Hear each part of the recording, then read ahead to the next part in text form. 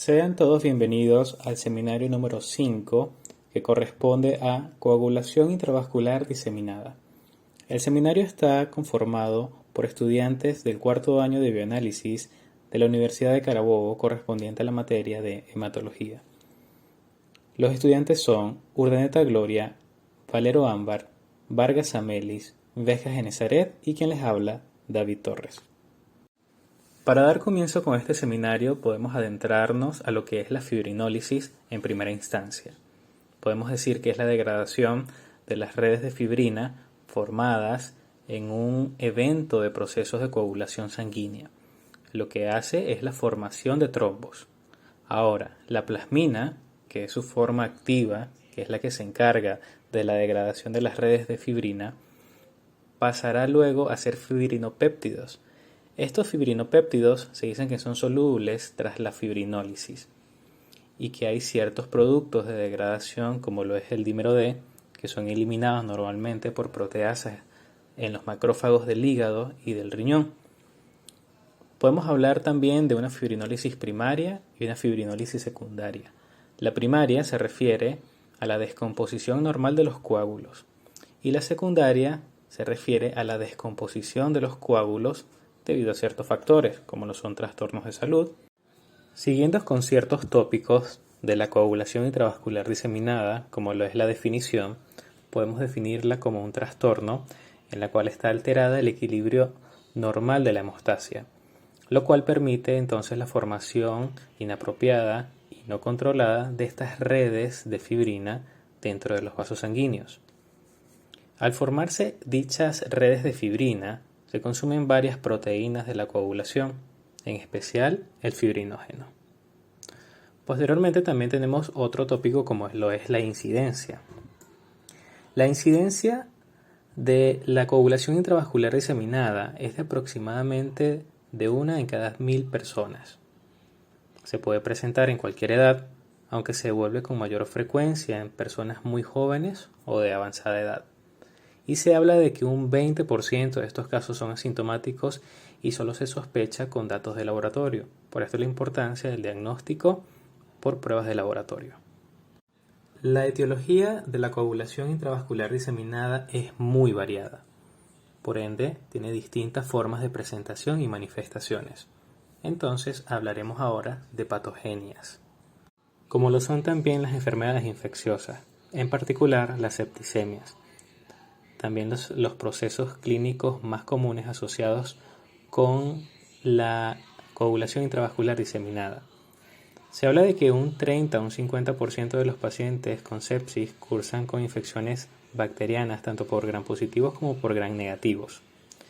Y que en los procesos virales, muchas viremias, incluyendo el virus de la inmunodeficiencia humana, puede asociar este trastorno de coagulación intravascular diseminada, como otros virus, como lo son la varicela, la hepatitis o el citomegalovirus. Otro dato importante es que tanto los tumores sólidos como los cánceres hematológicos pueden complicarse con una coagulación intravascular diseminada. Pacientes con leucemias agudas se presentan hasta un 15% de los casos, y en pacientes con tumores metastásicos se habla de hasta un 10 a un 15%. Además que en pacientes con leucemias aguda promielocítica aparece un tipo distinto de coagulación intravascular diseminada, caracterizado por un estado hiperfibrinolítico severo, que causa entonces una activación sistémica de la coagulación. Seguido de los trastornos obstructivos, se habla de que en las mujeres embarazadas la causa más frecuente de coagulación intravascular diseminada incluye shock, infección, desprendimiento de la placenta, embolia del líquido amniótico, muerte fetal intrauterina y preeclampsia o eclampsia. Como último punto tenemos traumatismo severo. En la coagulación intravascular diseminada se asocia con politraumatismos y en especial con traumatismo cráneoencefálico. Lo que causa es la activación de la coagulación que se produce en estos casos por la combinación de múltiples mecanismos. También se ha observado que las citoquinas podrían jugar un papel fundamental, por lo que la activación sistémica de patrones de citoquinas se ven idénticas a los pacientes con politraumatismos y con sepsis. Partiendo de las patologías anteriormente mencionadas, tendremos que una de ellas va a ser la patología vascular. Esto va a ser formado por los hemangiomas gigantes o síndrome de Cushing-Meredith y las grandes aneurismas aórticas. Pueden provocar una activación local de la coagulación. La incidencia es del 25% en pacientes con hemangiomas y del 0,5 al 1 en pacientes con aneurismas grandes de aorta. En estas condiciones, la activación local de la coagulación ocasiona depresión sistémica de factores de la coagulación y de plaquetas, al que pueden añadirse el paso a la circulación de factores de la coagulación activados y causar el inicio de una CID. Anemia microangiopática hemolítica, que comprende la púrpura trombocitopénica trombótica, el síndrome hemolítico urémico, la anemia hemolítica microangiopática inducida por la quimioterapia y la hipertensión maligna y el síndrome de HELLP, que no es más que hemólisis, elevación de los niveles de enzimas hepáticas y trombocitopenia en asociación con preeclampsia. La característica común de este tipo de anemias parece ser el daño endotelial que causa la adhesión y agregación de las plaquetas, la formación de trombina y el empeoramiento de la fibrinólisis. Un signo cardial de la anemia microangiopática hemolítica es la presencia de células rojas fragmentadas, esquinocitos, en el frotis sanguíneo del paciente. La patogenia de esta enfermedad se apoya en tres pilares fundamentales que determinan la formación de trombosis difusa: la formación sistémica de fibrina como consecuencia del aumento de la generación de trombina, la supresión simultánea de los mecanismos fisiológicos de inhibición de la coagulación como lo son la antitrombina 3, inhibidor del factor tisular, y la proteína C. El retraso de la fibrinólisis por aumento del factor inhibidor de la activación del plasminógeno. En el transcurso de la CID pueden aparecer también clínicas de sangrado como consecuencia de la combinación de distintos factores, como la trombocitopenia, reducción de los niveles de factores de la coagulación, permeabilidad vascular, entre otros. La activación de la vía intrínseca o extrínseca da lugar a la formación de trombina, que desempeña funciones implicadas en la patogenia de la CID. La plasmina se forma dentro de la circulación al activarse el plasminógeno por los activadores tisulares y los factores de contacto activados. Consecuentemente, disminuyen los valores de plasminógeno en el plasma. La plasmina dirige la fibrina y el fibrinógeno para dar lugar a los productos de la degradación de fibrina, los cuales actúan como anticoagulantes al formar complejos solubles con los monómeros de fibrina y evitan que estos se polimericen. La deficiencia del fibrinógeno y los factores 2, 5, 8 y 13, así como el consumo de plaquetas, conducen a una hemorragia y a la formación de coágulos de manera simultánea. Sin embargo, si la actividad de la plasmina es mayor a la de la fibrina, se lisa y una mayor concentración de los productos de la degradación de la fibrina circulante hacen que estos recubran las membranas de las plaquetas y produzcan difusión plaquetaria. En cuanto a sus aspectos clínicos, la coagulación intravascular diseminada puede ser tanto crónica como aguda. Cuando se refiere a la variante aguda, esta se presenta con el inicio de una hemorragia intensa y la crónica, al contrario, se hace durante un periodo prolongado y la misma puede cursar con síntomas leves o carecer de los síntomas. Asimismo, la CID aguda está en el 80 al 90% de estos pacientes y los otros 20 o 10% en pacientes con curso crónico. Un paciente agudo puede presentar síntomas hemorrágicos, mientras que el que cuenta con una enfermedad crónica tiene más posibilidades de que se produzca una trombosis.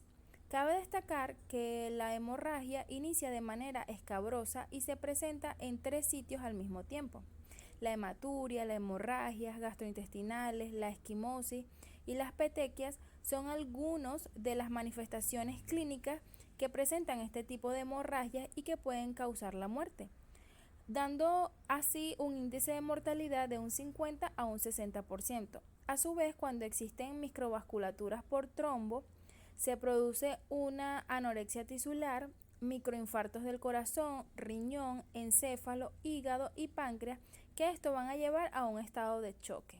Ahora bien, aspectos o hallazgos en el laboratorio. Principalmente se debe saber que no existe una prueba única que dé un diagnóstico de coagulación intravascular diseminada, ni tampoco la combinación de pruebas que sean específicas para este síntoma.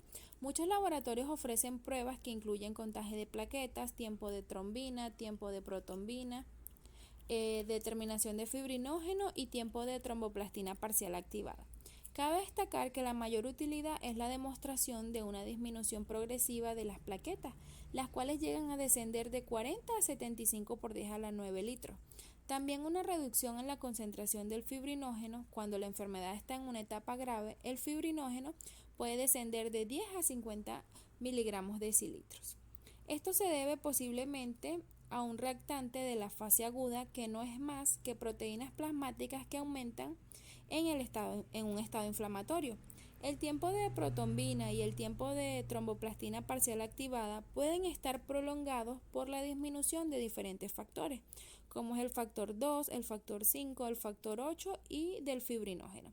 El tiempo de trombina aumenta debido a la presencia de productos de degradación del fibrinógeno, así como su disminución está prolongada de un 50 a un 75% de las veces, y el tiempo de tromboplastina parcial activado de un 50 a un 60% de las veces. Entonces, las pruebas que ayudan para confirmar la coagulación intravascular diseminada son aquellas que demuestran la presencia de productos de trombina o de ruptura de la plasmina, específicamente el monómero de fibrina, los fibrinopéptidos A y los productos de degradación de la fibrina.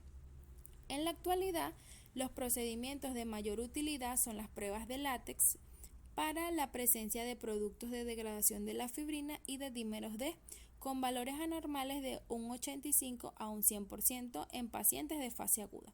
Otro procedimiento también es el análisis de la antitrombina 3, la cual disminuye su concentración al combinarse e inactivar la trombina y otras series de proteasas activadas. Tratamiento terapéutica. Es el tratamiento de la causa que lo origina. Sin el tratamiento etiológico está destinado al fracaso. Las medidas de soporte son necesarias ya que no existen evidencias firmes en las que se base el tratamiento. Un paciente con coagulación intravascular diseminada que presente sangrado difuso en varios lugares necesita tratamiento diferente del que necesita un paciente en el que predominen las complicaciones trombóticas, con el consecuente fallo multiorgánico. Es la heterogeneidad de la CID el mayor obstáculo para realizar estudios que evalúen los diferentes tratamientos farmacológicos. Tratamiento de la causa desencadenante de la CID. Antibioterapia adecuada en caso de sospecha de sepsis, evacuación del útero ante un desprendimiento prematuro de placenta, y todo esto debe ser llevado a cabo en un corto periodo ya que la CID es muy rápida. El objetivo en el tratamiento sintomático es estabilizar la hemostasia para prevenir complicaciones hemorrágicas. Es importante el mantenimiento de las medidas de soporte ya que incluyen una variedad de cuidados. Transfusión hemoderivados. No existen evidencias sobre el uso de plaquetas o plasma en enfermos CID que no presenten hemorragias o riesgos aumentados a sangrar.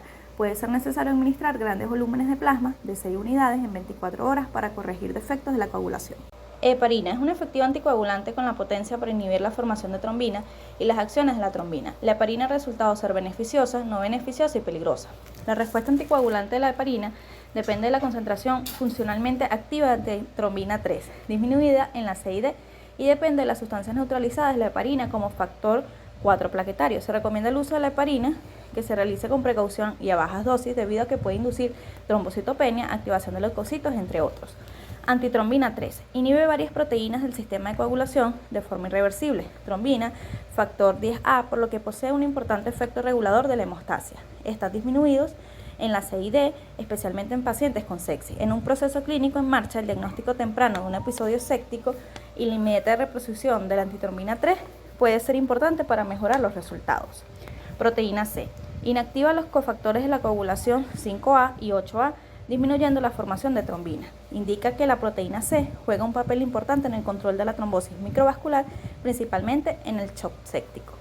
Inhibidor de la vía del factor tisular. La presencia del material con factor tisular activo en la sangre permite la formación de la trombina y es importante en la patogénesis de la CID. El TFPI es una proteína específica inhibidora del complejo formado por el factor tisular y el factor 7 activo, y parece ser el mayor inhibidor fisiológico del factor tisular iniciado de la coagulación. La hidurina es un inhibidor directo de la trombina que, en contraste con la heparina, no requiere antitrombina para su actividad anticoagulante. La hidurina puede inactivar trombos asociados a trombina, la cual no puede ser realizado por la AT3 o por el complejo AT3 heparina. De hecho, la hidurina puede ser más efectiva que la heparina para la inhibición de la trombina, especialmente en procesos con reducción de la concentración plasmática de antitrombina, tales como la CID. Agentes antifibrinolíticos. El tratamiento antifibrinolítico ha demostrado ser efectivo en pacientes con sangrado. Sin embargo, el uso de estos agentes en pacientes con CID generalmente no está recomendado. La aparición de depósitos de fibrina en la CID se debe en parte a una fibrinólisis insuficiente, por lo que la inhibición del sistema fibrinolítico puede no parecer lo más apropiada. En la mayoría de los casos con CID, la inhibición de la fibrinólisis está contraindicada porque incrementa el riesgo de daños de diferentes órganos al disminuir el aclaramiento de trombosis microvascular. Caso clínico. Se trata de paciente femenina de raza blanca con 50 años de edad, fumadora e hipertensa esencial sin tratamiento regular, quien acude al hospital porque súbitamente comienza a presentar sangrado gingival de moderada intensidad y de tipo espontáneo, además de aparecer lesiones equimóticas en varios sitios de la piel. Se le realiza un examen físico inicial donde releva una marcada palidez cutáneo mucosa, gengivorragias y marcadas lesiones equimóticas muy acentuadas en las regiones glúteas, antebrazos, pierna y dorso de ambas manos. Se le realizan exámenes complementarios, los cuales arrojan una hemoglobina 76 gramos decilitro, leucocitos totales de 3.5 por 10 a la 9 litros, plaquetas de 30 por 10 a la 6 litros, un tiempo de protrombina que no coagula al minuto. También se le realizan exámenes como tiempo parcial de tromboplastina, 65 segundos, tiempo de protrombina, control, 13 segundos.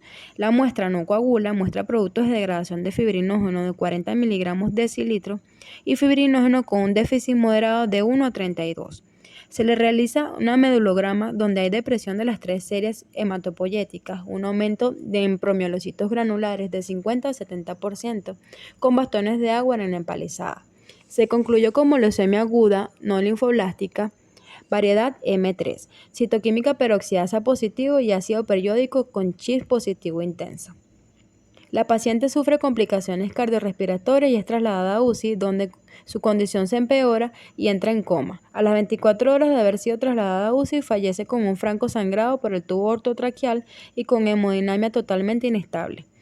La leucemia promielocítica aguda es un tipo de leucemia no linfoblástica aguda que constituye un tipo de neoplasia maligna del stem cell mieloide, donde hay un trastorno de la diferenciación de los promielocitos hacia estadios posteriores. Como distintivo de este tipo de leucemia, se observa que del 75 al 80% de los pacientes comienzan con una CID de tiempo fulminante, porque los gránulos contenidos en el citoplasma de los promielocitos neoplásicos son muy ricos en sustancias tromboblásticas, capaces de iniciar la activación de los mecanismos procoagulantes y fibrinolíticos, activando los factores 7 del complejo extrínseco, 7, 3 y calcio, plaquetas y plasma principalmente, y con ello se produce la coagulación, sobre todo al nivel de la circulación ística o microcirculación, que conlleva con el tiempo a una hipoxia y al daño ístico, además de producir sangrados muy severos por el desgaste de los factores procoagulantes y sus inhibidores. Para la leucemia promielocítica aguda, los índices de remisión completa son mayores que los del resto de las leucemias, pero menores que los de las linfoblásticas. No obstante, la ocurrencia de fenómenos de CID es un número importante de pacientes que presentan la característica clínica más importante. Y es una de las causas fundamentales de muerte precoz que, como en este caso, termina con la vida del paciente, a pesar del tratamiento establecido. De todo lo anteriormente, podemos concluir que la CID es una forma de presentación grave de la leucemia promielocítica aguda y provoca complicaciones severas en los pacientes afectados. Muchísimas gracias por su atención.